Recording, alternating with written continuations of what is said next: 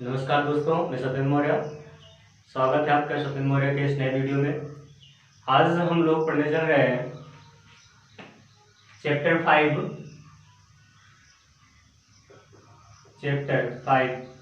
Five chapter जो है हमारा केमिस्ट्री का, वो है सरफेस केमिस्ट्री।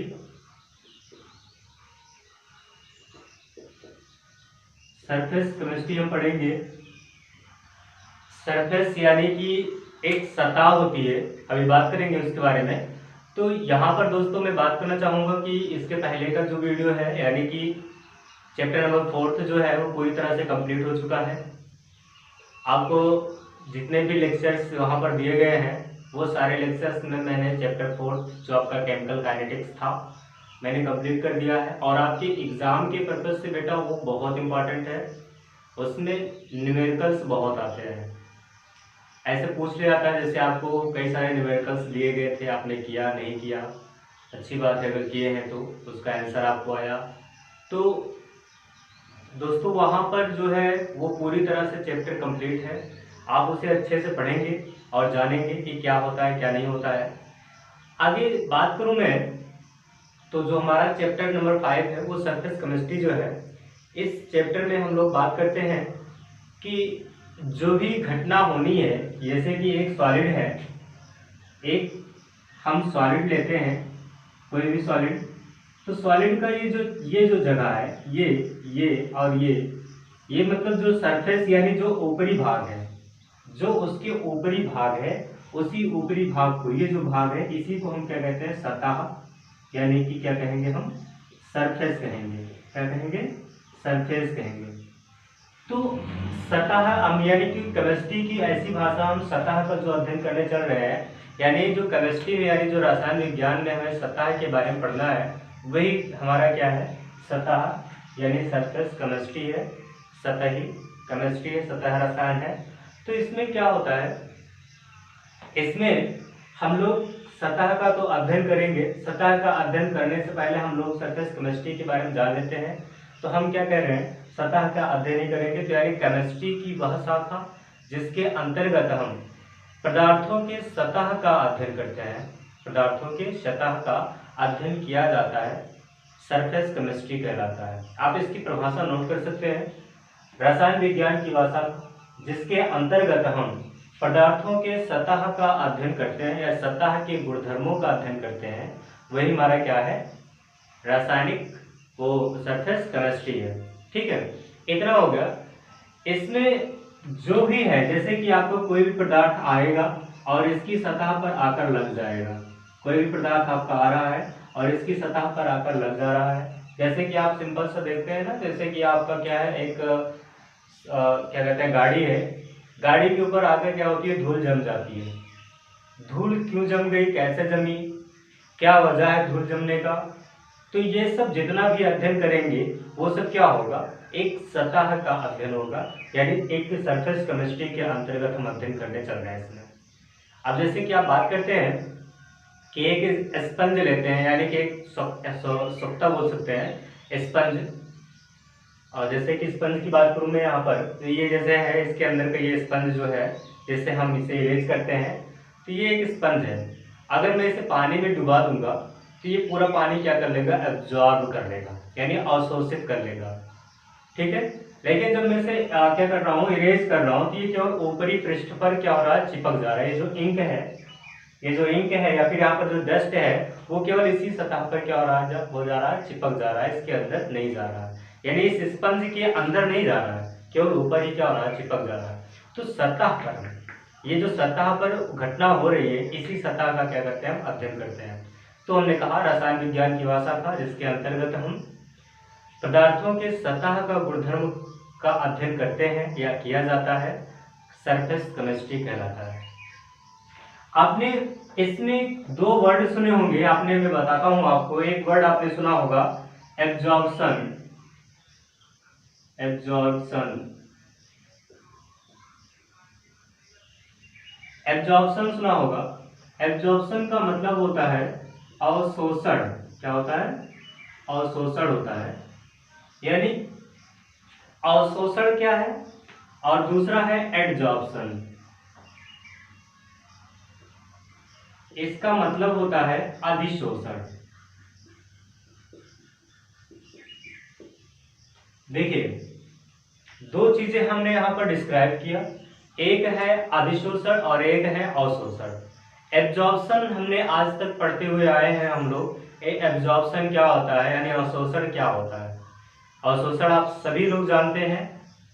अवशोषण वह घटना होती है जिसमें हम जैसे कि कोई पदार्थ लें और उसको अगर हम पानी में डुबा दें तो पानी पूरी तरह से उसमें क्या हो जाए, चला जाए। जैसे कि बात करूं मैं यहाँ पर कि अगर मान लीजिए आपने क्या कहा, एक स्पंज लिया, एक आपने क्या लिया, स्पंज लिया।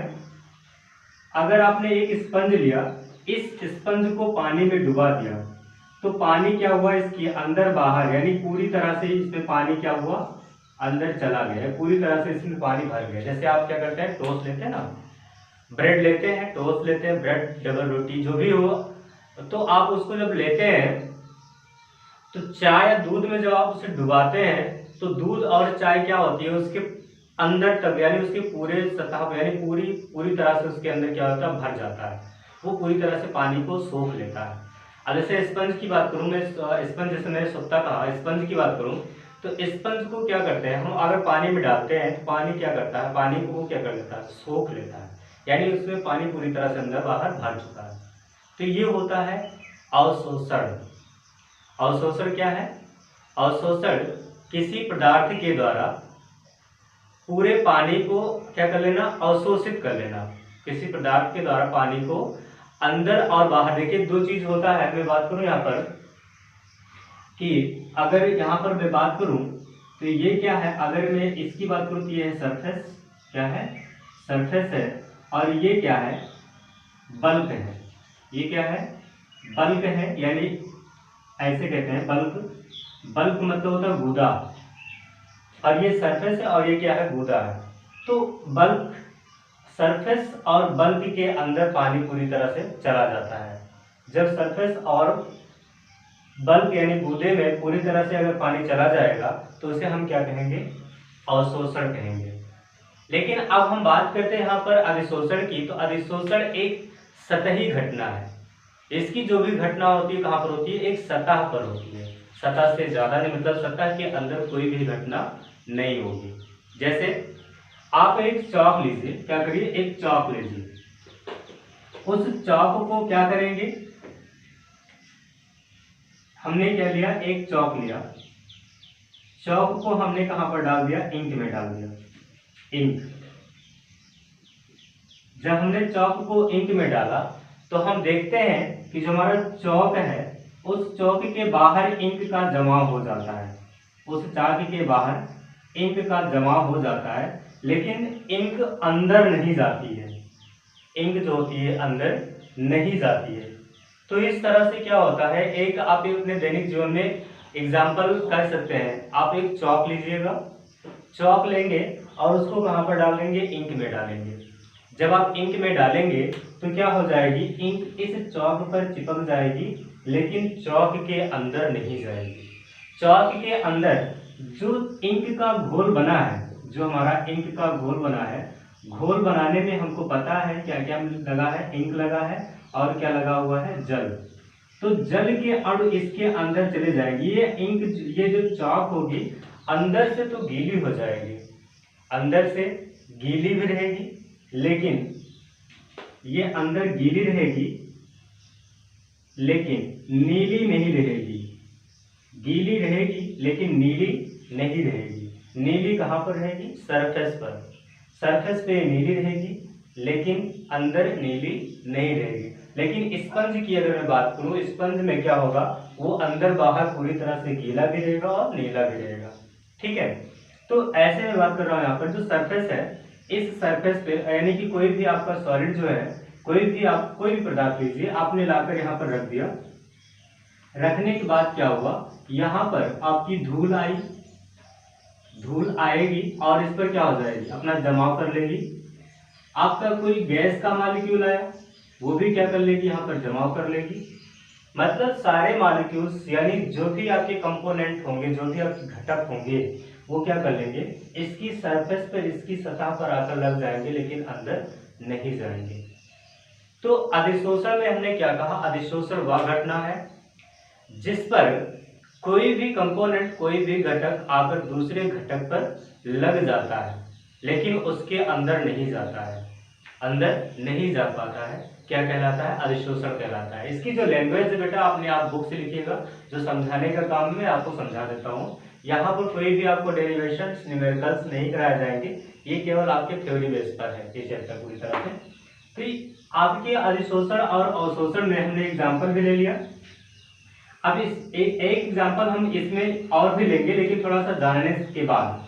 देखिए इसमें क्या होता है, अधिशोषण में दो चीजें होती हैं, एक अधिशोष से होता है, एक क्या होता है, अधिशोष से,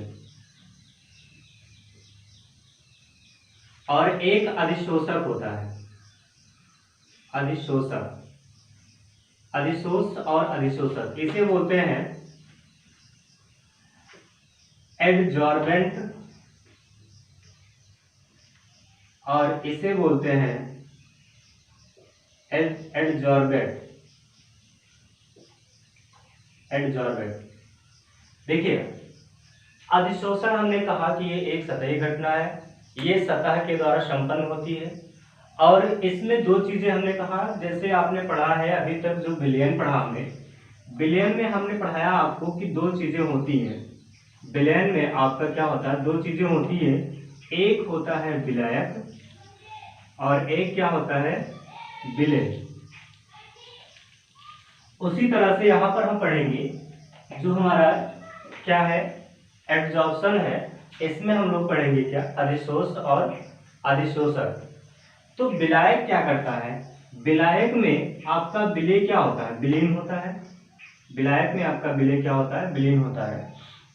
तो यहां पर क्या होगा, एक एग्जाम्पल के द्वारा समझिए।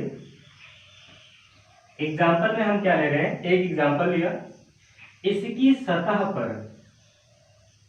सतह पर जो पदार्थ आकर लगा है, यानी ये जो सॉलिड यानी जो पदार्थ हमने लिया है, इस पदार्थ पर जो दूसरा पदार्थ आकर लगा है, जो भी धूल के कण, मिट्टी, जो भी आपके आकर यहाँ पर लगा है, उसे हम नाम देंगे अधिशोष का। क्या नाम देंगे, अधिशोष से। और जो ये पदार्थ है जिस पर लगा, यानी जो सतह, जिस सतह पर आकर वो चिपका है, उसे हम क्या कहेंगे, अधिशोषक कहेंगे। क्या कहेंगे हम उसे, अधिशोषक कहेंगे। यानी डिफिनेशन हमारी क्या बन जाएगी, वह पदार्थ जो दूसरे पदार्थ की सतह पर आकर चिपकता है, वह पदार्थ जो दूसरे पदार्थ की सतह पर आकर चिपकता है, वो क्या कहलाता है, अधिशोष से कहलाता है, यानी एब्जॉर्बेंट कहलाता है। लेकिन वह पदार्थ जो चिपक रहा है, यानी वह पदार्थ जो दूसरी सतह पर आकर चिपक रहा है, उसे हम क्या कहते हैं, अधिशोषक कहते हैं। यानी सिंपल सा आप ये जानिए कि ये एक क्या है, मार्कर पेन है, ये एक मार्कर पेन है, इस पर आकर कोई धूल की कण आकर बैठ रही है। अगर धूल की कण है तो धूल की कण, कोई भी कण है तो आकर अगर इस पर बैठ रही है, तो क्या हो रहा है, जो बैठ रहा है वो क्या है, अधिशोष से है।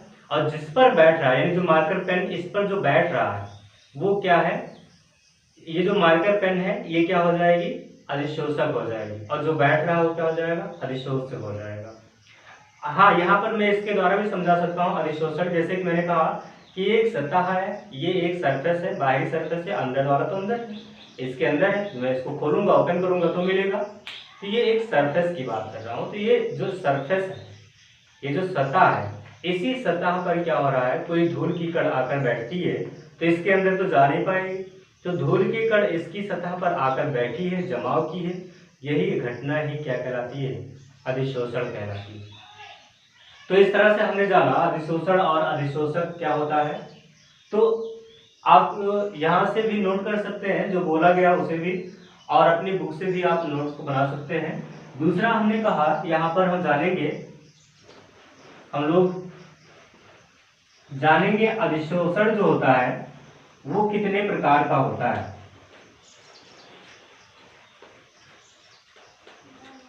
अधिशोषण कितने प्रकार का होता है, इसके विषय में जानेंगे हम लोग। अधिशोषण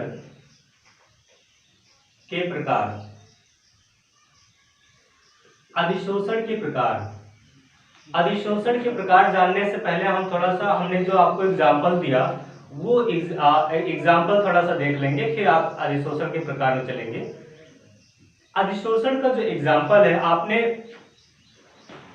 देखा होगा कि जब आप कोई नया सामान मंगाते हैं, कोई भी नया सामान मंगाते हैं जिसमें आपका क्या हो, इलेक्ट्रॉनिक सामान हो, इलेक्ट्रॉनिक हो, शूज हो, है ना, ऐसे कोई भी आप सामान मंगाते हैं, इलेक्ट्रॉनिक सामान या फिर शूज सामान, तो उसमें आपको एक पैकेट मिलती होगी, एक छोटी सी उसमें पैकेट, जैसे कि टॉफी की पैकेट होती है, वैसे उसमें एक टॉफी की, एक या दो टॉफी की पैकेट उसमें मिलेगी आपको। वो पैकेट क्या होती है, उस पैकेट में आपको छोटे छोटे ऐसे छोटे छोटे कई सारे दाने वहां पर मिलेंगे, छोटे छोटे ऐसे दाने उसमें भरे रहते हैं। कभी आपने फाड़ कर देखा होगा तो अच्छी बात है, अगर नहीं देखा है तो और अच्छी बात है। यहाँ पर मैंने कहा जब आप इलेक्ट्रॉनिक कोई सामान मंगाते हैं, इलेक्ट्रॉनिक सामान या फिर शूज आप मंगाते हैं, तो उसमें छोटे छोटे, मैंने कहा दो ऐसे पैकेट होंगे जो टॉफी के सामान पैकेट होती है, और उसमें छोटे छोटे से दाने भरे होते हैं। उनका काम क्या होता है, उनका काम ये होता है कि वो बाहर से, यानी जो वाटर, अगर कोई वाटर का मॉलिक्यूल उसमें रह गया है तो उसको क्या कर लेते हैं, एडजॉर्ब कर लेते हैं। एब्जॉर्ब नहीं करेंगे, अवशोषण नहीं करेंगे, अधिशोषण कर लेते हैं, यानी अपने ऊपर वो क्या कर लेते हैं, खींच लेते हैं, लेकिन अंदर नहीं लेंगे, अपने ऊपर क्या कर लेते हैं, खींच लेते हैं। मैंने कहा कि उसमें, यानी कि कब खींचेंगे, जैसे कि ऐसे आपने देखा होगा कि जब उसको पैकिंग कर लेते हैं, यानी जब पैकिंग करने लगते हैं, तो पैकिंग करने के दौरान उसमें क्या कर देते हैं, डाल देते हैं, तो उसके अंदर जो हवा है, वायु जो गई है, उस वायु में क्या होती है, आर्द्रता, यानी नमी होती है। अगर वो उसमें नमी है तो उसके अंदर जो डाला गया इलेक्ट्रॉनिक सामान है उसमें क्या हो जाएगा, जंग लग जाएगा, और जंग लगने की वजह से क्या हो जाएगा, खराब हो जाएगा। अगर जंग लग गया तो खराब हो जाएगा, तो इसलिए क्या करते हैं, उसमें ऐसी पुड़िया बनाकर क्या कर देते हैं, डाल देते हैं। देखिए ऐसे पुड़िया बनाकर क्या कर देते हैं, उसमें डाल देते हैं। तो इस तरह की जो पुड़िया बनाकर वो डालते हैं, तो उससे क्या होता है कि बाहर से, यानी जो उसमें वायु गई है, उस वायु में उपस्थित जो नमी है, उस नमी को क्या कर लेती हैं, एब्जॉर्ब कर लेती हैं, अधिशोषण कर लेती हैं, अधिशोषित कर लेती हैं। ठीक है, तो आपने देखा होगा कि आप जब भी आप मोबाइल शॉप पर जाते हैं तो आप कहते हैं कि मुझे ये ओपन करके दिखाइए, तो आपको शॉप वाला हमेशा ही कहता होगा कि अगर आपको लेना है तब मैं इसे ओपन करूंगा, नहीं तो ओपन नहीं करूंगा। तो अगर आपको कंफर्म हो जाता है, बाहर से आपको सैंपल दिखा देता है कि ऐसा है, तो आपको अगर पसंद आ जाता तब वो ओपन करता है, नहीं तो ओपन नहीं करता है। तो इसीलिए नहीं ओपन करता है क्योंकि उसके अंदर अगर वायु चली गई तो वायु में नमी होगी, और नमी होने की वजह से वो इलेक्ट्रॉनिक सामान क्या हो जाएगा, खराब हो जाएगा। सिंपल सा आपने देखा होगा कि जब आप क्या करते हैं, कोई भी फोन आप यूज करते रहते हैं और अचानक एक नया फोन ले लेते हैं, तो पुराना वाला फोन क्या कर देते हैं, रख देते हैं, और कुछ समय पश्चात आप जब उसे देखते हैं, उसमें बहुत सारे धूल के कण और क्या कहते हैं, जंग्स, और बहुत सारी इसमें गंदगियां आ जाती है। तो ये सब क्या है, एक अधिशोषण का प्रभाव है, एक अधिशोषण का ये एग्जाम्पल यानी उदाहरण है। इसका नाम होता है सिलिका जेल। क्या नाम होता है, सिलिका जेल नाम होता है। आप नाम याद रखेंगे इसका, सिलिका जेल नाम होता है। सिलिका जेल क्या करता है, अवशोषित कर लेता होगा। चारकोल, आपको और एग्जाम्पल दे देता हूं। चारकोल जानते हैं, हाँ जानते होंगे। चारकोल मतलब होता है कोयला। तो यहाँ पर चारकोल का भी आपने एग्जाम्पल देखा होगा, कैसे देखा होगा, मैं बताता हूँ आपको। आपने यूज भी किया है लेकिन आपको याद नहीं होगा किस तरह से आपने अधिशोषण किया है। जैसे आपने क्या किया, दाल बनाया, क्या दाल, जब आपने दाल बनाया तो दाल में अगर क्या हुआ, नमक ज्यादा हो गया, क्या हुआ, नमक ज्यादा हो गया, तो उसमें क्या करते हैं आप, चारकोल डाल देते हैं। क्या डाल देते हैं, ये चारकोल उठाकर इसमें डाल देते हैं। चारकोल जब डाल देते हैं तो क्या होता है कि हम देखते हैं कि नमक का जो कंसंट्रेशन है वो अब क्या है, इक्वल है, यानी कि बराबर हो चुका है। अगर कम भी हो जाता है, अगर ज़्यादा चारकोल डालेंगे तो कम कर लेगा। क्यों कम कर लेगा? क्योंकि जो चारकोल होता है वो नमक को क्या कर लेता है, अधिशोषित कर लेता है। क्या कर लेता है? अधिशोषित कर लेता है। अवशोषित नहीं करेगा, अधिशोषित कर लेता है, यानी वो अपनी सतह पर नमक को क्या कर लेता है, इकट्ठा कर लेता है, बटोर लेता है। तो इस तरह से कई सारे एग्जाम्पल्स हैं, आप देखे होंगे। अगर आप अपने दैनिक जीवन में नहीं देखे हैं, अभी छोटे हैं, तो आपने मूवी में देखा होगा कि जो केमिकल साइंटिस्ट होते हैं, यानी जो इंजीनियर्स, केमिकल इंजीनियर्स होते हैं, वो अपने मुख पर मास्क लगाए रहते हैं। जब भी केमिकल फैक्ट्रियों में जाते हैं, केमिकल फैक्ट्रियों में क्या करते हैं, जाने से पहले वो क्या कर लेते हैं, मास्क लगा लेते हैं, है ना। मास्क लगाए रहते हैं, ऐसे ऐसे हेलमेट टाइप का मास्क लगाए रहते हैं। तो वो मास्क क्या करता है, उसमें ये चारकोल लगा होता है, यानी कि उसमें क्या होता है, चारकोल भी लगा रहता है। और दूसरी चीज वहां पर हीलियम गैस, यानी कि H2 गैस जो होती है, यानी कुछ विषैली गैसें जो होती हैं, उनको, बहुत सारी विषैली जो गैसें होती हैं, उनको क्या कर लेता है, वो अवशोषित कर लेता है। वो जो चारकोल होता है वो कार्बन डाइऑक्साइड का बना होता है। किसका? कार्बन डाइऑक्साइड का बना होता है।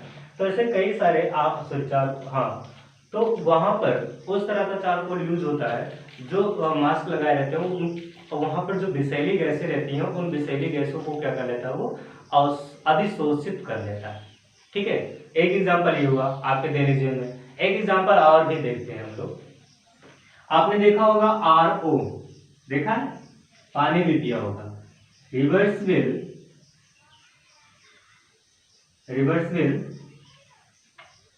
ऑस्मोटिक प्रेशर, है ना, रिवर्सिबल ऑस्मोटिक प्रेशर। आपने देखा होगा, आपने पानी पिया होगा। तो इसमें क्या होता है, इसमें भी एक क्या होता है, एक सिलेंडर लगा रहता है, गोल गोल सा एक सिलेंडर लगा रहता है। वो सिलेंडर क्या करता है, उसमें चारकोल लगा होता है, उसमें भी चारकोल लगा होता है। ये जो चारकोल क्या करता है, ये चारकोल क्या काम करता है, आपके पानी में जो भी अशुद्धियां हैं, जैसे कि NaCl ज्यादा है, साल्ट की कंसंट्रेशन ज्यादा है, या फिर कोई भी आपका अशुद्ध पदार्थ उसमें है, या फिर जो आपको पानी है वो आपका मतलब टेस्ट दे रहा है, कोई टेस्ट दे रहा है, वाटर जो होता है टेस्टलेस होता है। जो पानी है कोई टेस्ट दे रहा है, आपको खारा लग रहा है, आपको नमकीन लग रहा है, आपको क्या कर रहे हैं, ज़्यादा मीठा लग रहा है, तो उस RO में से जब हम पानी को गुजारते हैं, तो वहां पर जो चारकोल होता है, जो सिलेंडर होता है, सिलेंडर के अंदर चारकोल लगा रहता है, वो चारकोल होता है, वो क्या कर लेता है, उसमें से वो सारे कण को क्या कर लेता है, अधिशोषित कर लेता है। फिर जब आप RO का पानी पीते हैं, तो आपको RO का पानी अजीब सा लगता होगा, मतलब ऐसा पानी मैंने पिया ही नहीं है, सिंपल सा ऐसा कहते होंगे। तो वो होता है RO का पानी, ये कारण होता है। और भी कई सारे दैनिक जीवन में आपके उदाहरण हैं, तो उन उदाहरणों को हम धीरे धीरे करके जानते रहेंगे, जब जैसे जैसे हमें मालूम होता रहेगा, बताता रहूँगा। जैसे आप चीनी बनाते हैं, चीनी शुगर, जो शुगर होता है, चीनी बनाते हैं। चीनी कैसे बनाते हैं, चीनी बनाने के लिए क्या करते हैं हम लोग, गन्ने का जूस होता है ना, गन्ना होता है, गन्ने का हम निकालते हैं, क्या जूस निकालते हैं, गन्ना का जूस निकाल लेते हैं। और इस जूस को क्या करते हैं हम लोग, इसी जूस से हम लोग गुड़ बनाते हैं, और इसी जूस से हम लोग क्या कर लेते हैं, चीनी बना लेते हैं।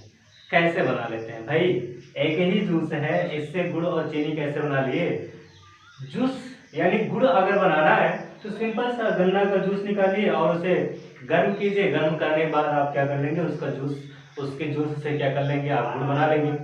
लेकिन जब चीनी बनाना हो, तो चीनी बनाने के लिए क्या करते हैं, इसमें हम हड्डी का, यानी कि जो हड्डी होती है, हड्डी का जो हम लगाते हैं, वो क्या कहते हैं उसे, क्या बोले, हड्डी का चारकोल, यानी कि हड्डी का जो चारकोल लगाते हैं, हड्डी का जो चारकोल लगाते हैं, ये हड्डी का ही चारकोल होता है, जो चीनी यानी जो गन्ने का जूस है उसको कलरलेस बना देता है, यानी रंगहीन बना देता है। और रंगहीन बनाने की वजह से जो चीनी है आपकी कैसी हो जाती है, व्हाइट हो जाती है। नहीं अगर व्हाइट हुआ तो क्या रहेगा, गुड़ हो जाएगा, काली हो जाएगी। आपने देखा होगा, अगर जनरली गर्मियों का दिन चल रहा है, गन्ने का जूस अगर कहीं भी आपको निकालता है, तो अगर वो कुछ देर उसे रखा रहता है, यानी घंटे और एक आध घंटे, आधा घंटे, 30 मिनट अगर वो रखे रहता है, तो गन्ने का जूस कैसा होता है, काला हो जाता है। और ऐसा काला हो जाएगा कि आप देखेंगे तो हो सकता है वोमिटिंग भी कर दें, यानी पीने के योग्य तो रहेगा ही नहीं, बहुत ही अजीब सा होता है। तो यहाँ पर जो गन्ने का जूस है वो अलग हो जाता है, तो उसमें क्या कर लेते हैं, हड्डी का चारकोल मिला देते हैं, और हड्डी का चारकोल क्या कर देता है, गन्ने के जूस को क्या कर देता है, कलरलेस बना देता है, रंगहीन बना देता है, जिसकी वजह से वो क्या हो जाता है, बिल्कुल शुद्ध हो जाता है, चीनी के योग्य हो जाता है। इसलिए दोस्तों मैं कहता हूँ आपको चीनी नहीं खाना चाहिए, आपको खाना है तो गुड़ खाइए बिल्कुल शुद्ध, चीनी मत खाओ। क्यों? क्योंकि उसमें क्या मिला रहता है, हड्डी का चारकोल मिला रहता है। ठीक, आप चाय पीते हैं आजकल, हमारी इंडिया की सबसे बड़ी प्रॉब्लम यह है कि मतलब देश में पानी के बाद दूसरा यूज करने वाला कोई चीज है तो चाय। कुछ लोग तो ऐसे हैं दिन में 3 बार चाय दे दो, खाना मिले या ना मिले। चाय क्या है, चाय नहीं पीनी चाहिए, लोगों को बीमार कर देता है, हमको हमारे स्वास्थ्य को खराब कर देता है, नहीं पीना चाहिए। लेकिन हम मानेंगे ही नहीं, पियेंगे चाय। और किसकी चाय पियेंगे, चीनी की चाय पियेंगे। पियो चारकोल हड्डी का, खुश रहो तुम भी। तो इस तरह से हम लोग यहाँ पर कई सारे एग्जाम्पल्स को देखते हैं और अपने दैनिक जीवन में सॉल्व करते हैं। तो चलिए हम बात करते हैं अधिशोषण के प्रकार के बारे में। आपको ये एग्जाम्पल्स जरूर याद करिएगा। और चाय पीने की जो आदी हो गए हैं आप लोग, धीरे धीरे चाय को कम करिए भैया। चाय बहुत गंदी चीज है। आप ढूंढ कर आएंगे कि चाय में क्या पाया जाता है, जिसकी वजह से हम लोग क्या हो जाते हैं, उसको अम्ल में ले लेते हैं। यानी कि अम्ल मतलब ऐसे नहीं, अम्ल मतलब अपनी हॉबी बना लेते हैं लोग, आदी हो जाते हैं। जैसे जो लोग पान खाते हैं ना, पान मसाला गुटखा जो भी खाते हैं, वो उनके क्या हो जाते हैं, आदी हो जाते हैं। तो वैसे ही यहाँ पर क्या है कि आप जो चाय पीने लगते हो वो क्या हो जाते हैं, आदी हो जाते हैं। क्यों आदी हो जाते हैं, आप ढूंढ कर आइएगा और हमारे कमेंट्स बॉक्स में जरूर बताइएगा। तो यहाँ पर जो अधिशोषण के हमको प्रकार पढ़ना है, यहाँ पर अधिशोषण 2 प्रकार का होगा। एक होगा भौतिक अधिशोषण, क्या होगा, भौतिक अधिशोषण, और एक का होगा रासायनिक अधिशोषण। भौतिक अधिशोषण और एक क्या होगा, रासायनिक अधिशोषण। 2 प्रकार का अधिशोषण होता है और दोनों में अंतर भी होता है। पहला अंतर यह है कि इसमें जो बंध पाया जाता है, यानी इसमें जो बंध पाया जाता है, बंध, वो जो बंध होता है, अणुओं के मध्य जो बंध पाया जाता है, वो बंध दुर्बल, वो कैसा होता है, दुर्बल वंडर वाल्स बंद होता है।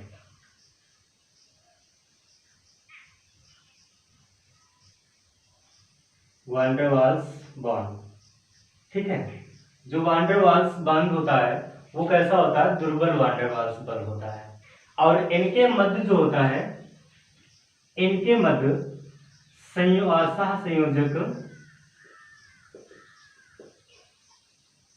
बंद होता है। और ये कैसा होता है, एक रासायनिक बंद होता है। हम ऐसे ही बोल सकते हैं यहाँ पर, सहसंयोजक बंद ना कहकर हम ये कह सकते हैं यहाँ पर एक रासायनिक बंद होता है। यानी इनके अणुओं के मध्य क्या होता है, एक रासायनिक बंद होता है। देखिए दोस्तों, मैं आपको समझाने के लिए मैं ऐसा लिख रहा हूँ, बाकी आप जो है, जो अभी आपको बनाना है, नोट्स बनाना है, वो नोट्स आपको अपने बुक से ही बनाना पड़ेगा।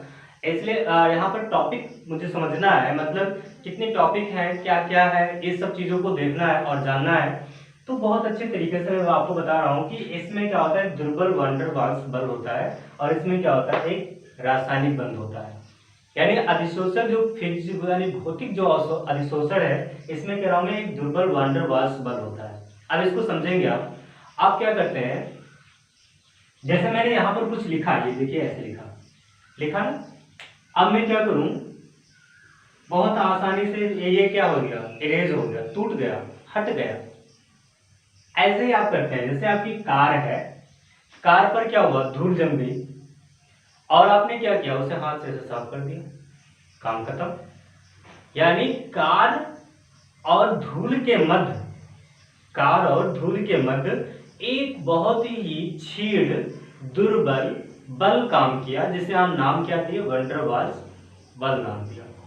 ये केमिस्ट्री में होता है वन डर वाल्स बल्ब, फिजिक्स में भी होता है, लेकिन फिजिक्स में ज़्यादा हम वन डर वाल्स बल्ब की डिस्क्रिप्शन नहीं करते हैं, केमिस्ट्री में ज़्यादा करते हैं।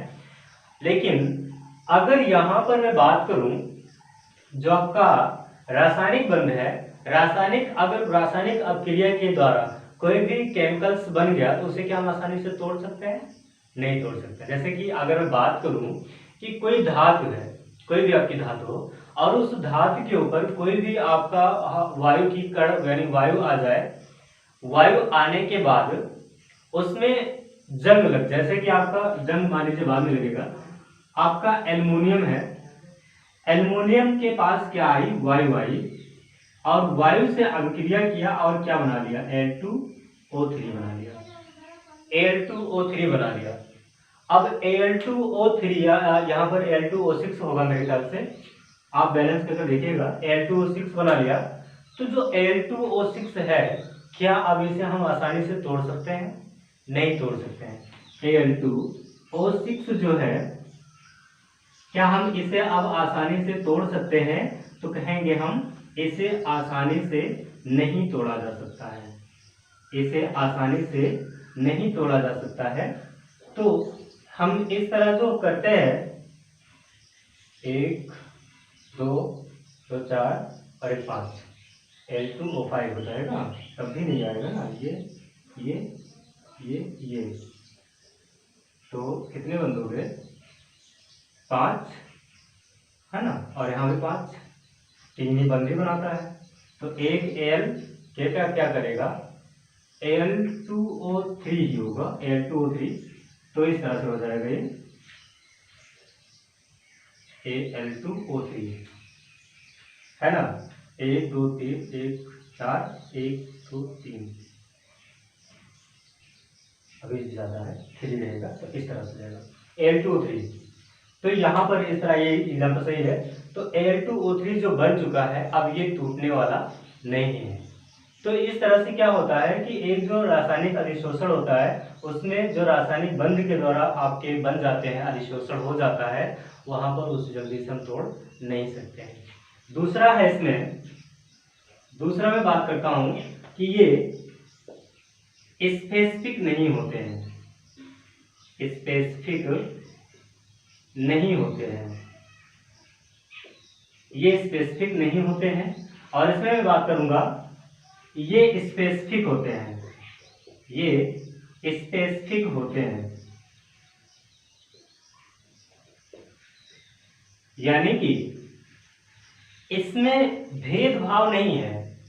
जैसे धूल की मिट्टी है, मतलब धूल की मिट्टी नहीं, धूल मिट्टी है, धूल है, वो आपके भी कार पर आएगी जमेगी, दूसरे की भी कार पर जाएगी जमेगी, तीसरे की भी कार पर जाएगी जमेगी, यानी सब यूनिवर्सल में जितने भी आपके कंपोनेंट पाए जा रहे हैं, जितने भी पदार्थ हैं, उन सभी पदार्थों पर क्या होगा? धूल की मिट्टी जाएगी, जम जाएगी।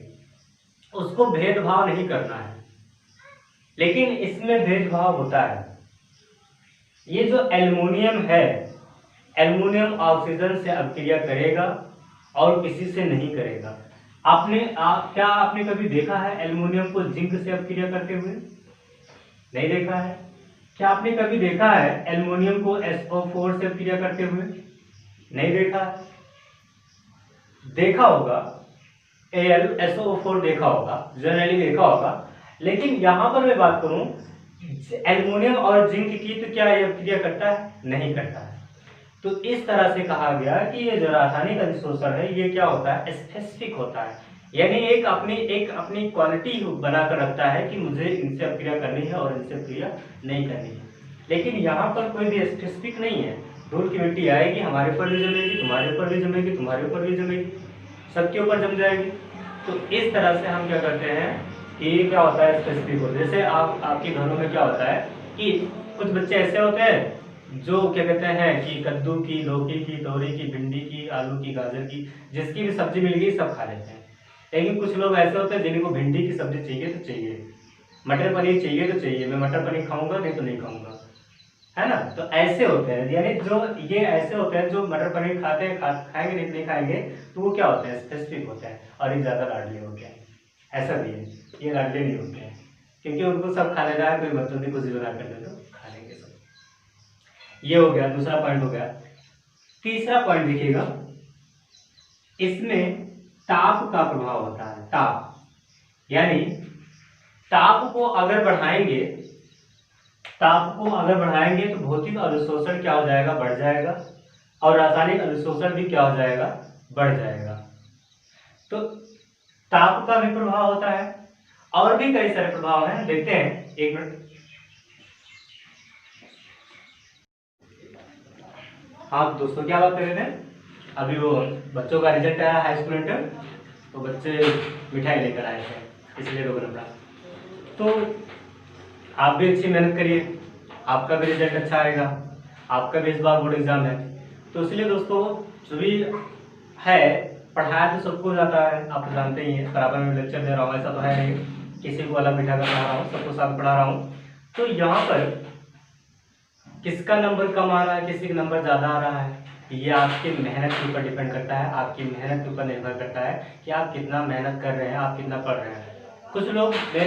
कुछ बच्चे मेरे इसी वीडियो को बहुत डीपली अध्ययन करना चाहते हैं, बहुत अच्छे से पढ़ना चाहते हैं। कुछ लोग कहते हैं सर और अच्छा, मतलब और डीपली आप पढ़ाइए, और कुछ लोग कहते हैं सर बस काम चल जाए, बस इतना बहुत है। तो काम चलाने वालों के लिए काम चलाने का नंबर मिलता है, और अच्छा पढ़ने वालों के लिए अच्छा नंबर मिलता है।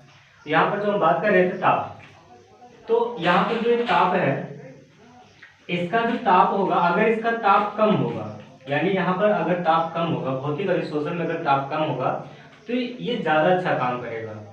लेकिन इसमें अगर ताप क्या होगा, इसमें भी ताप अगर कम होगा तो ज़्यादा अच्छा करेगा। अगर ताप उच्च हो जाएगा तो रासायनिक बंध भी क्या हो जाएंगे, जल्दी टूट जाएंगे। तो यहाँ पर ताप क्या होता है, कम होता है, क्योंकि भौतिक अधिशोषण अगर ताप बढ़ा देंगे तो धूल और मिट्टी के कण और अलग अलग भगने लगेंगे। अगर कण अलग अलग भगने लगेंगे तो ज़्यादा जल्दी से अक्रिया नहीं होगी, क्योंकि इनके बंधु कोई केमिकल बंध तो होता नहीं इनके मध्य, इसलिए ऐसा होता है। दूसरा कहा गया इसमें, नेक्स्ट पॉइंट कहा गया, इनकी जो एंथैल्पी होती है, जो इनकी एंथैल्पी है, यानी डेल्टा एच की बात करते हैं लोग यहाँ पर, एंथैल्पी जो एच की बात करते हैं, एंथैल्पी इनकी 20 से 40 होती है किलो जूल, 20 से 40 किलो जूल पर मोल होती है। यानी इनकी एंथैल्पी क्या होती है, कम होती है। क्यों? क्योंकि यहाँ पर भौतिक अधिशोषण, इनके मध्य, हमने बार बार वही बात कर रहे हैं, इनके मध्य कोई भी रासायनिक अभिक्रिया नहीं होनी है। इनके मध्य जो होता है बंध, कोई भी तगड़ा वाला बंध नहीं बनने वाला है, बस वीक बंध है। ये भी क्या है, वैन डर वाल्स बंध है। तो इसलिए क्या होता है, इनके बीच जो एंथैल्पी होती है कितना होती है, 20 से 40 किलो जूल पर मोल होती है। लेकिन इनके बीच जो एंथैल्पी होती है, इनके बीच जो एंथैल्पी होती है वो 30 से 240 किलो जूल पर मोल होती है, किलो जूल पर मोल होती है। क्यों? क्योंकि यहाँ पर अगर बंध बनेगा तो बंध बनने में ऊर्जा उत्पन्न भी होगी, ऊर्जा अधिशोषण वो ऊष्माक्षेपीय अपक्रिया और ऊष्मा अवशोषीय अपक्रिया जानते ही हैं। तो अगर अपक्रिया बाहर निकलेगी, अपक्रिया लेना पड़ेगा, अपक्रिया लेना पड़ेगा, वो अभी ऊष्मागतिकी से हम समझाएंगे आपको। तो ये हो गया। एक पॉइंट और है, छठा पॉइंट, ये कैसे होते हैं, उत्कर्मणीय होती है, उत्कर्मणीय। ये उत्कर्मणीय होते हैं, जैसे हमने कहा कि अगर आपके इस पर धूल जम गई है, मैंने ऐसे कर दिया, साफ हो गया। यहाँ पर मैंने लिख दिया, और अगर मैं लिख दिया, जैसे यहाँ पर लिखा है, मैंने ऐसे किया, साफ हो गया। यहाँ पर मैंने लिखा, ऐसे किया, साफ हो गया। लेकिन ये कैसा होगा, अनुत्कर्मणीय होगा। ये कैसा होगा, अनुत्कर्मणीय होगा।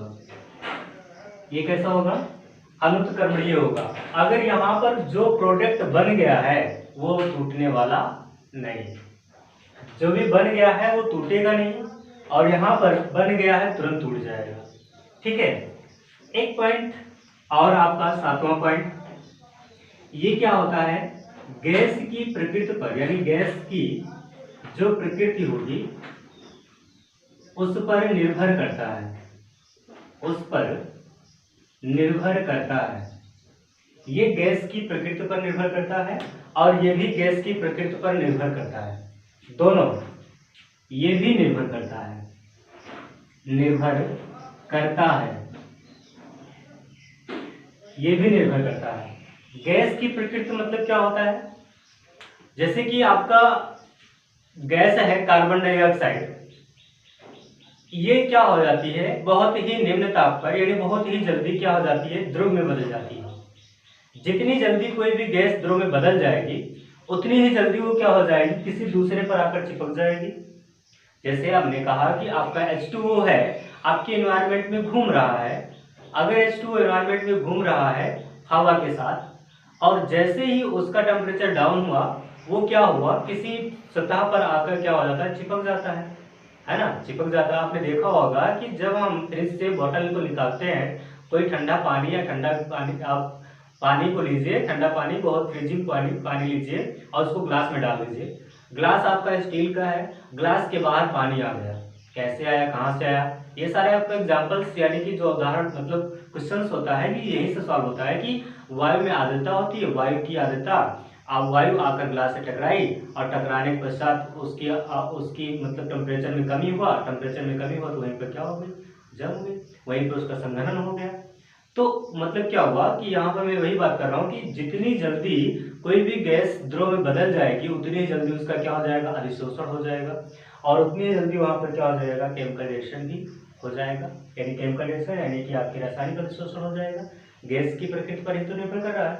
एक पॉइंट और है, वो ये है कि इसकी सक्रिय ऊर्जा, 8वां पॉइंट है, इसकी जो सक्रिय ऊर्जा होती है वो क्या होती है, कम होती है। इसकी सक्रिय ऊर्जा कम होती है और इसकी जो सक्रिय ऊर्जा होगी, सक्रिय ऊर्जा वो क्या होती है, तुलना में ज्यादा होती है। यानी अगर इसे कंपेयर करें तो क्या होती है, अधिक होती है, अधिक होती है।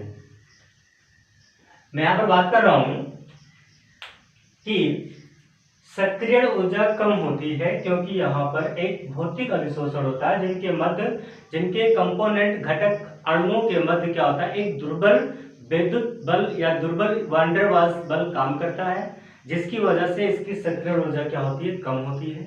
और यहाँ पर सक्रिय ऊर्जा क्या होती है, ज्यादा होती है, क्योंकि इनके मध्य क्या होता है, रासायनिक बल अधिक होता है। आप सक्रिय ऊर्जा तो पढ़े ही हैं, आप अगर नहीं पढ़े हैं सक्रिय ऊर्जा तो प्लीज हमारे यूट्यूब चैनल के प्लेलिस्ट में जाएं और चैप्टर नंबर 4 ओपन करें और वहां पर पढ़ें लास्ट टॉपिक से, यानी न्यूमेरिकल से पहले वाला लेक्चर्स आप पढ़ेंगे तो आपको वहां पर मिल जाएगा एक्टिवेशन एनर्जी, सक्रिय ऊर्जा क्या होती है। तो वहां पर बताया गया था सक्रिय ऊर्जा क्या होती है। मैं फिर से एक बार बता देता हूँ। अभिकारक से उत्पाद बनने के लिए या बाउंड्री लाइंस जो होती है, बाउंड्री यानी कि मैं अब थोड़ा सा समझाता हूँ। यहाँ पर आपका अभिकारक है, अभिकारक को उत्पाद बनना है, उत्पाद नहीं बन रहा है और उसकी ऊर्जा थोड़ा सा कम है बाउंड्री को पार करने के लिए, एनर्जी बैरियर को पार करने के लिए। तो एनर्जी बैरियर को पार करने के लिए जितनी ऊर्जा हमको देनी होती है, जितनी ऊर्जा हम देंगे, जितनी ऊर्जा वो अवशोषित करेगा, कौन अवशोषित करेगा, अभिकारक अवशोषित करेगा, वही उसकी क्या है, सक्रिय ऊर्जा है। तो यहाँ पर हमने 8 पॉइंट आपको बताया, मैं फिर से आपको रिविजन करा देता हूँ। इसमें दुर्बल वान डेर वाल्स बल पाया जाता है, इसमें इनके अणुओं के मध्य, या वैसे भी कर सकते हैं भौतिक अधिशोषण में अणुओं परमाणुओं या कंपोनेंट घटक कणों के अणुओं के मध्य दुर्बल वान डेर वाल्स बल पाया जाता है। इसमें रासायनिक बंध पाया जाता है, इसमें ये स्पेसिफिक नहीं होते हैं, यानी इनमें कोई भी ऐसी क्वालिटी नहीं होती है। मैंने कहा धूल के कण हमारे ऊपर भी जमेगा, तुम्हारे ऊपर भी जमेगा, तुम्हारे ऊपर भी जमेगा, तुम्हारे ऊपर भी जमेगा, सबके ऊपर जम जाएगा। लेकिन ये क्या होते हैं, स्पेसिफिक होते हैं। अगर Al2 है तो ऑक्सीजन से अपक्रिया करेगा तो करेगा, जिंक से अपक्रिया नहीं करेगा। यानी एल्युमिनियम जिंक से अपक्रिया कभी भी नहीं करेगा। नेक्स्ट पॉइंट क्या कहा गया, ताप। अगर इसमें ताप कम होगा तो अपक्रिया ज्यादा करेगा और इसमें ताप कम होगा तो भी अपक्रिया ज्यादा करेगा। ज्यादा ताप बढ़ाएंगे, ताप बढ़ाने पर भी अपक्रिया की रेट ऑफ रिएक्शन क्या होती है, बढ़ जाती है, तो पता ही आपको। तो यहाँ पर अपक्रिया की दर को प्रभावित भी कर सकता है, ये भी कह सकते हैं, ये भी कह सकते हैं कि हाँ बढ़ जाएगा, ठीक है। और दूसरा क्या है, एंथैल्पी। इसकी एंथैल्पी क्या होती है, कम होती है, कितनी होती है, 20 से 40 किलो जूल पर मोल होती है। और इसकी एंथैल्पी जो होती है 300 से 420 30 से 420 240 किलो जूल पर मोल होती है।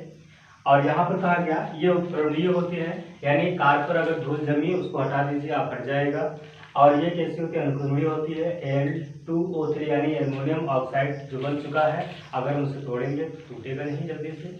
दूसरा क्या कहा गया, ये गैस की प्रकृति पर निर्भर करता है, यानी अगर हम गैस की प्रकृति यानी कोई भी गैस अगर जितनी जल्दी वो लिक्विड में बदलती है उतना जल्दी उसका क्या हो जाएगा, अधिशोषण हो जाएगा। यहाँ भी वही, इसमें भी वही चीज़ है, जितनी जल्दी उसको क्या कहते हैं गैस में या गैस से लिक्विड में बदलेगा उतनी जल्दी उसकी क्रिया हो जाएगी। और इसमें सक्रिय ऊर्जा कम होती है, इसमें सक्रिय ऊर्जा क्या होती है, तुलना में ज़्यादा होती है, इसकी तुलना में ज़्यादा होती है। तो ये रहा दोस्तों इतना आपका भौतिक अधिशोषण और रासायनिक अधिशोषण, अधिशोषण के प्रकार हो गया। आपको जो भी लिखना है आप ऐसे भी लिख सकते हैं, पेपर में पूछता नहीं है, अगर पेपर में पूछता भी है तो आपको ऐसे टॉपिक याद रहेगा थोड़ा थोड़ा भी, तो आप वहां पर लिख ले जाएंगे। 8 पॉइंट 9 पॉइंट 10 पॉइंट जितना भी आपके बुक में है आप क्या कर ले जाएंगे, वहां पर लिख ले जाएंगे। तो ये रहा इतना आपका। अब हम लोग पढ़ेंगे ऊष्मागतिकी के आधार पर अधिशोषण। ऊष्मागतिकी के आधार पर क्या, अधिशोषण।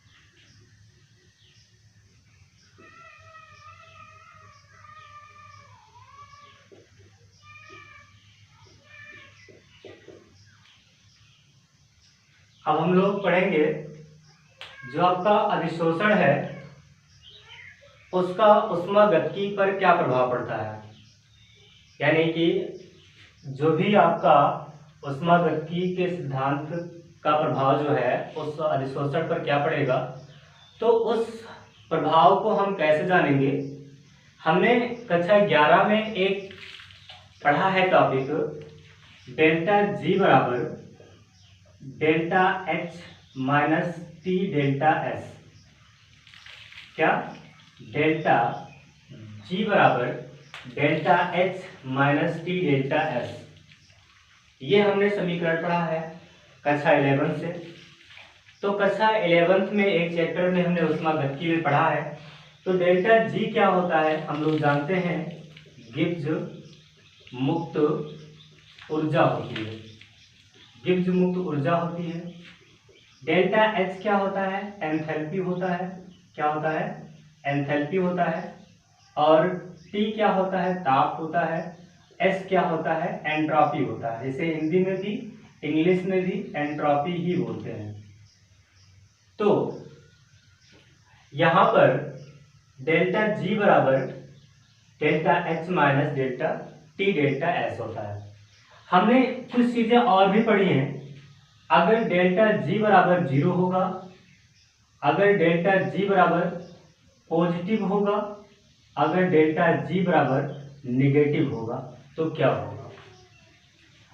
हमने कहा अगर डेल्टा जी बराबर क्या हो जाए, 0 हो जाए, और डेल्टा जी बराबर क्या हो जाए, पॉजिटिव हो जाए, डेल्टा जी बराबर क्या हो जाए, निगेटिव हो जाए, तो क्या होगा।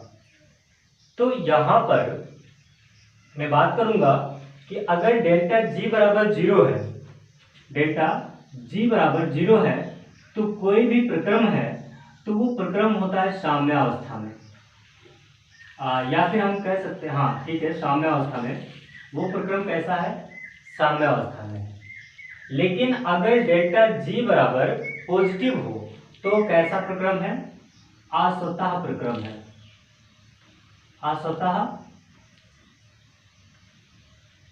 असतः प्रक्रम।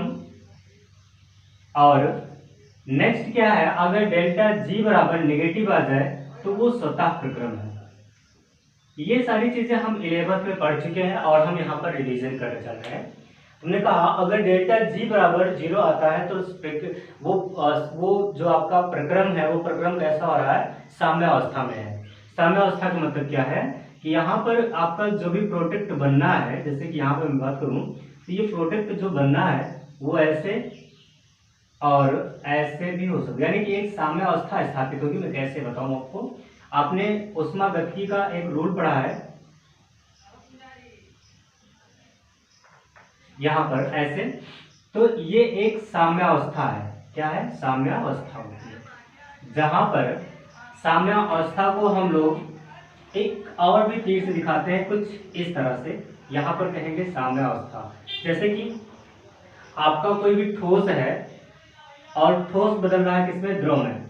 तो जो ठोस और द्रव लगातार आपस में बदल रहे हैं, पानी लिया जाए, अगर यहाँ पर बात किया जाए कि आपका द्रव है, द्रव को हम गर्म कर रहे हैं तो वाष्प बदल रहा है, फिर वाष्प से ठंडा हो रहा है, पानी बन रहा है, तो लगातार ये प्रक्रम चलता रहे, तो ये प्रक्रम एक ऐसी स्थिति आ जाएगी जो दोनों के बीच में एक इक्विलिब्रियम स्थापित हो जाएगा। मतलब एक वहां पर होगा कि हाँ बन रहा है, जल बन रहा है, गैस बन रही, जल बन रहा, गैस बन रही, जल बन रहा, ऊपर आ रहा, नीचे जा रहा, ऊपर आ रहा, तो ये लगातार ऐसे जैसे चल रहा ना, ये ऐसे चलना शुरू किया, ऐसा चलना शुरू किया, फिर धीरे धीरे धीरे धीरे स्पीड बढ़ा। लेकिन एक ऐसी स्थिति आई कि जब स्पीड दोनों की क्या हो गई? एक बराबर हो गई, ना इसकी स्पीड ज्यादा है और ना इसकी स्पीड ज्यादा, दोनों की स्पीड क्या है? बराबर है। तो ये क्या हुई? साम्य अवस्था हो गई, ये इक्विलिब्रियम हो गया। आप ऐसे भी समझ सकते हैं, और केमिस्ट्री में तो आपको दूसरी तरह से भी समझना है, जो आपको कक्षा 11 से आप समझ कर रहे हैं। दूसरा कहा गया डेल्टा जी बराबर पॉजिटिव हो जाए तो असतत प्रक्रम है। अगर कोई भी रासायनिक प्रक्रिया नहीं हो रही है तो उसको हम ऊर्जा दे देंगे, उसको हम ताप देंगे, उसको हम पुश कराएंगे, तो क्या होगी? अब क्रिया पूर्ण होगी। अगर हम ताप दे रहे हैं यानी एनर्जी क्या हो रही है? उसकी इंक्रीज हो रही है, यानी उत्पाद की एनर्जी क्या हो रही है? बढ़ जाएगी। तो वो कैसा आएगा? पॉजिटिव आएगा। उसकी ऊर्जा अभिकारक की ऊर्जा से क्या होगी? ज्यादा होगी, तो इसलिए क्या हो जाएगा? पॉजिटिव हो जाएगा। लेकिन अगर डेल्टा जी निगेटिव आता है तो कैसा होता है? असतत प्रक्रम होता है। कैसा होता है? असतत प्रक्रम होता है। और असतत प्रक्रम होगा तो यहाँ पर क्या हो जाएगा कि मतलब वो स्वतः हो रहा है, जितना अभिकारक की ऊर्जा थी उतना उत्पाद की ऊर्जा नहीं हुई, मतलब उसकी ऊर्जा में क्या हुआ? लॉस हुआ है, हानि हुई है। तो इस तरह से ये असतत प्रक्रम हो जाएगा। अब हम एक बात करते हैं, जो डेल्टा एस होता है वो हम कहेंगे, अब यहाँ पर एंट्रॉपी तो है ही है, यहाँ पर जो डेल्टा एस है हम उसको जानेंगे बिखराव का मापक। क्या जानेंगे? बिखराव का मापक जानेंगे। अब हम इसको कैसे कैसे करेंगे, कैसे काम करेंगे? जैसे कि यहाँ पर क्या लिया आपने? एक गैस लिया और गैस के मॉलिक्यूल्स जो है यहाँ पर बहुत दूर दूर पर है, थोड़ा सा बड़ा बना दूं। गैस के मॉलिक्यूल्स क्या है? गैस के अणु क्या है? दूर दूर है। उसके बाद हमने एक और लिया, जैसे जैसे हम सॉलिड में जा रहे हैं, या मान लीजिए हम आपको लिक्विड में बदल रहे हैं, गैस, द्रव और ठोस की बात करेंगे हम लोग थोड़ा सा भी। तो यहाँ पर जो आपका द्रव है, द्रव में गैस के अणु क्या होते हैं? थोड़ा पास पास होते हैं। क्या होते हैं? पास पास होते हैं। लेकिन आपका जो ठोस होता है, ठोस में जो मॉलिक्यूल्स होते हैं वो बहुत ही पास पास होते हैं, कुछ इस तरह से। मतलब मैं इसको और भी तरीके से समझा सकता हूं, जैसे कि यहां पर आपने एक लिया, गैस के मॉलिक्यूल्स हैं, गैस का मॉलिक्यूल्स आया और क्या हुआ? इसकी सतह पर आकर चिपक गया। गैस है तो दूर दूर चिपकेगा, और द्रव होगा तो इसकी थोड़ा सा और पास आ जाएंगे, लेकिन जो सॉलिड होगा वो बहुत ही पास पास में इसके कण क्या होंगे? चिपके रहेंगे। आप जानते हैं कि जो गैस होता है उसके घटक अणुओं के बीच की जो दूरी होती है बहुत ज्यादा होती है, लेकिन जो द्रव होता है उसमें घटक अणुओं के बीच की जो दूरी होती है गैस की अपेक्षा कम होती है।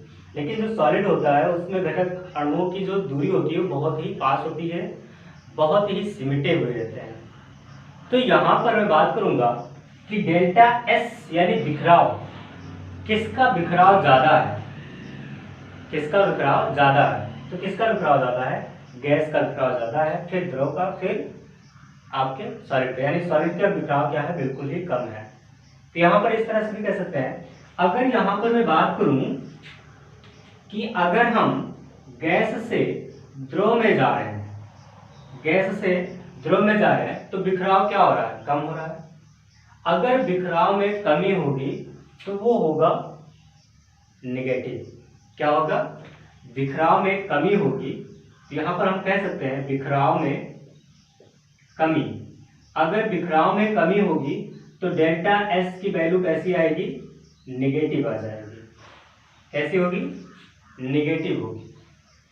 अगर हम यहाँ पर द्रव से गैस में आ रहे हैं तो क्या होगा, और द्रव से ठोस में जा रहे हैं तो क्या होगा, और ठोस से गैस और ठोस से हम द्रव में जा रहे हैं तो क्या होगा, सारी चीजें हम देखेंगे यहाँ पर। अगर यहाँ पर देखिए गैस से द्रव में गए, हम जब गैस से द्रव में गए तो द्रव के मॉलिक्यूल्स जो हुए गैस की अपेक्षा क्या हुए, पास पास हुए, यानी बिखराव क्या हुआ, कम हो गया, बिखराव कम हुआ। अगर बिखराव कम हुआ तो क्या हो जाएगा, वैल्यू नेगेटिव आएगी। अगर बिखराव ज्यादा होगा तो वैल्यू पॉजिटिव आएगी। दो चीजें हमें लेनी है, अगर बिखराव कम हुआ तो वैल्यू नेगेटिव, अगर बिखराव ज्यादा हुआ तो वैल्यू पॉजिटिव हो जाएगी। तो यहाँ पर देखिए, तो अगर हम गैस से द्रव में जा रहे हैं तो बिखराव में क्या हो रहा है, कमी हो रही है, तो डेल्टा एस की वैल्यू कैसी हो जाएगी, नेगेटिव हो जाएगी। लेकिन द्रव से, इससे, ये आपका द्रव है, ये आपका गैस है, और ये आपका कैसा है, ठोस है। अगर हम द्रव से गैस में आ रहे हैं तो क्या हो रहा है, बिखराव बढ़ रहा है। बिखराव कैसा हो रहा है, बढ़ रहा है। अगर बिखराव बढ़ रहा है तो डेल्टा एस कैसा आएगा, पॉजिटिव आ जाएगा, सिंपल सा। अगर यहाँ पर बात करें द्रव से हम ठोस में जा रहे हैं, द्रव से हम ठोस में जा रहे हैं तो बिखराव कैसा हो रहा है, कम हो रहा है। अगर बिखराव कम हो रहा है तो डेल्टा एस की वैल्यू कितनी आ जाएगी, डेल्टा एस की वैल्यू क्या हो जाएगी, नेगेटिव हो जाएगी।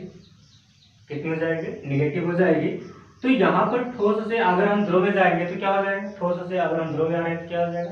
दोस्तों सिंपल है, बहुत आसान है, समझना है आपको। यहाँ पर क्या हो रहा है, बिखराव बढ़ रहा है। अगर बिखराव बढ़ेगा तो क्या हो जाएगा, डेल्टा एस की वैल्यू पॉजिटिव आ जाएगी। फिर से एक बार समझ लीजिए, मैंने कहा कि डेल्टा जी बराबर delta H minus T delta S. ताप हमारा कांस्टेंट है, ताप से हमको कोई लेना देना नहीं है। डेल्टा एस को हमने कहा बिखराव का मापक है, एंट्रोपी होता है, सबको पता है। लेकिन यहाँ पर हम कहेंगे बिखराव का मापक, ऊर्जा से लेना है लेकिन बिखराव का मापक लेंगे, क्योंकि ऊर्जा में थोड़ा सा भी कम समझ में आने वाला है यहाँ पर। तो यहाँ पर क्या हो जाएगा, अगर कोई भी मॉलिक्यूल्स, गैस का मॉलिक्यूल्स है, गैस का मॉलिक्यूल्स जो होते हैं आप दूर दूर होते हैं, समझने वाली बात है ही नहीं है, 8वीं से समझते आ रहे हैं कि गैस के जो अणु होते हैं, हमने पदार्थ की अवस्थाओं में पढ़े हैं, ठोस, द्रव और गैस। गैस में हमने पढ़ा है आखिर ताकि कुछ भी निश्चित नहीं होता है। अणु जो होते हैं दूर दूर स्थित होते हैं, बल कोई भी काम नहीं करता है। तो यहाँ पर इस तरह से हमने कुछ पढ़ा है। तो ये हमने कहा कि गैस के अणु दूर दूर होते हैं, यानी इसका बिखराव ज्यादा होता है। द्रव के अणु गैस की अपेक्षा पास होते हैं, इसका बिखराव कम होता है। ठोस के अणु द्रव और गैस की अपेक्षा सबसे ज्यादा पास होते हैं, इसलिए इसका बिखराव बहुत ही कम हो जाएगा। तो यहाँ पर मैं बात किया कि अगर गैस से द्रव में आ रहे हैं तो बिखराव, गैस से अगर द्रव में जा रहे हैं तो बिखराव में क्या हो रहा है, कमी हो रही है। अगर बिखराव में कमी हो रही है तो डेल्टा एस की वैल्यू नेगेटिव आएगी। आपको मान लेना है डेल्टा एस की वैल्यू कितनी आएगी, नेगेटिव आ जाएगी। लेकिन अगर द्रव से हम गैस में आ रहे हैं तो बिखराव बढ़ रहा है, यहाँ पर मॉलिक्यूल पास पास है, यहाँ पर दूर दूर हो गए तो बिखराव बढ़ेगा, तो क्या हो जाएगा, डेल्टा एस की वैल्यू पॉजिटिव आ जाएगी। ठीक उसी प्रकार ये दोनों भी हो जाएंगे।